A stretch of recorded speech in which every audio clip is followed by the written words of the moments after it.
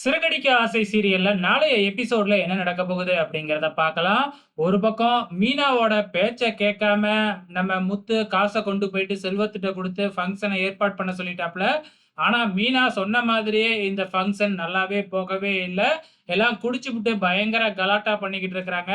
முத்துவையும் அடிச்சு கீழயே தள்ளிடுறாங்க. அந்த இடத்துல மீனாவும் இருக்கிறதுனால, "நான் அவ்வளோ சொல்லியும் கேட்கலல்ல. இப்ப பாருங்க உங்க காசெல்லாம் எப்படி வீணா போயிடுச்சு." அப்படிங்கிற மாதிரி ஒரு ரியாக்ஷன் குடுக்குறாங்க.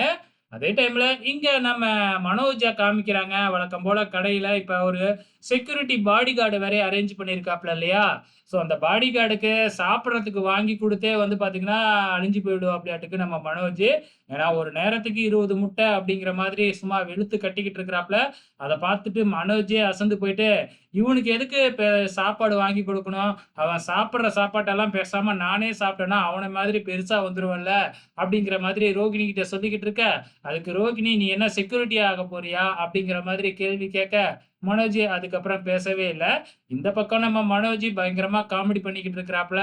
அந்த பக்கம் நம்ம முத்து வந்து பார்த்தீங்கன்னா, அடி வாங்கிக்கிட்டு இருக்கிறாப்ல. ஸோ என்ன நடக்கப் போகுது அப்படிங்கிறத வெயிட் பண்ணி பார்க்கலாம்.